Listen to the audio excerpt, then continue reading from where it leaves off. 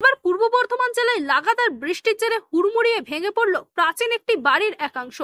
ভেঙে পড়ার সময়কার ভিডিও স্থানীয়দের মোবাইলে ক্যামেরা বন্দী। ঘটনায় হতাহতের কোনো খবর নেই।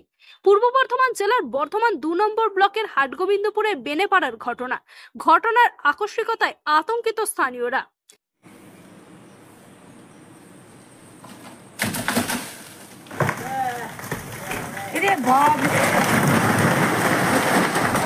বাড়িটি চুনসুরকি দ্বারা নির্মিত। বাড়ির মালিক বর্তমানে ওই বাড়িতে থাকেন না, আর বহুদিন সেভাবে বাড়িটির রক্ষণাবেক্ষণ হয় না বলেও জানান স্থানীয়রা। বেশ কিছুদিন ধরেই পূর্ব বর্ধমান জেলা জুড়ে লাগাতার বৃষ্টিপাত হচ্ছে, ফলে বুধবার সকালে আচমকাই হুড়মুড়িয়ে ভেঙে পড়ে বাড়িটি।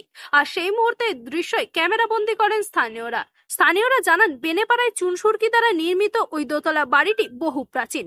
বাড়ির মালিকও এখানে থাকেন না। কয়েকদিন ধরেই লাগাতার বৃষ্টির ফলে ওই বাড়ির একাংশ হুড়মুড়িয়ে ভেঙে পড়ে। তবে ঘটনার জেরে কারোর কোনো ক্ষয়ক্ষতি হয়নি। এই বেনেপাড়ায় আজকে এই পুরনো ভবনদল বাড়িটি আজকে পড়ে গেল। তা এই বাড়িটা 1335 সালে তৈরি হয়েছে এবং এনারা কেউ এখানে থাকেন না, সব কলকাতা থাকেন।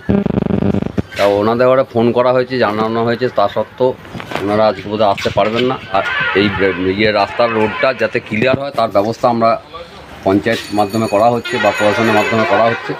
এই বাড়িটায় লোকজন না থাকার জন্য বা এখানে আইডিয়াল স্কুল সামনে একটা আছে, বাচ্চারাও আজকে আসতেন, কিন্তু তার বাড়ির গার্জেন স্কুলের মাস্টারের বাবা মারা গেছে। তা সেই মারা যাওয়ার পরিপ্রেক্ষিতে তাদের গাড়িটা আজকে আসেনি বা বাচ্চাগুলো আসেনি। তা বাঁচুয়া যে আজকে ওইটা মানে দীর্ঘদিন ভবন দশা পড়ে বলা সত্ত্বেও তারা কোনো গুরুত্ব দেয়নি। স্থানীয়দের দাবি, বাড়িটি 1335 সালের তৈরি। বহুবার বলা সত্ত্বেও বাড়ির মালিক বাড়িটির রক্ষণাবেক্ষণের জন্য কোনো রকম ব্যবস্থা গ্রহণ করেননি। বাড়িটি ভেঙে পড়ার মুহূর্তে সামনে একটি কলে একজন জল ভরছিলেন, বরাত জোরে রক্ষা পেয়েছেন তিনি। এমনকি এই রাস্তা দিয়ে স্কুলের গাড়িও যাতায়াত করে। আজ বিশেষ কারণবশত স্কুল ছুটি থাকায় কোনো রকম দুর্ঘটনা ঘটেনি।